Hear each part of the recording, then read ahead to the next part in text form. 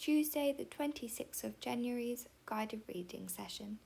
Today, you will need the text we looked at yesterday and a pencil.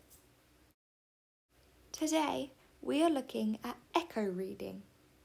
Let's recap how we use our text marking when we do this activity. Have a look at the screen now. When you hear a change of voice, so whether that is my tone or pitch going higher or lower, you can draw a wiggly line like shown. If you hear a pause in the text whilst I'm reading, then you can draw the two lines, diagonal lines like shown.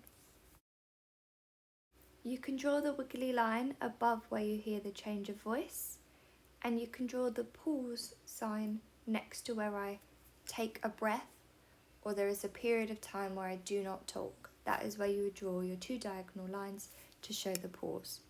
So whilst I read the text we looked at yesterday, I would like you to listen out for any change of voice or any pauses in the text. You are then going to text mark the piece of text using the symbols we just looked at. Get your pencil ready to start your text marking. Vlad and the Great Fire of London by Kate Cunningham. The date was 1666. Vlad was a flea who lived in London, and he had a best friend that was a rat called Boxton.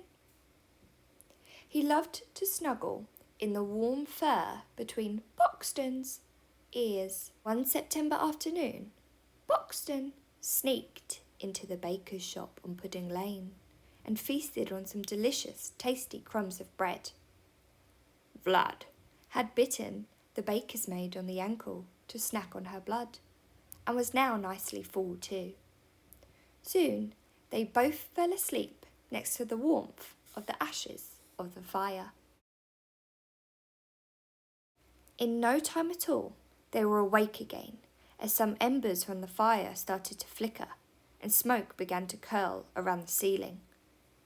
Boxton's nose twitched, and Vlad soon spotted the flames quickly starting to spread across the room. They had to escape! Boxton, with his huge tummy, just about managed to squeeze through a gap in the door as Vlad hung on tight to his ears. People were all around outside, running, screaming, crying and rushing about in fear as the fire started to spread further and further down the street. Well done if you managed to do some of the symbols for our text marking on your sheet. You can always rewind the video and listen back to make sure you got them all. I would now like you to practice reading the text with the markings you just made from when I read it.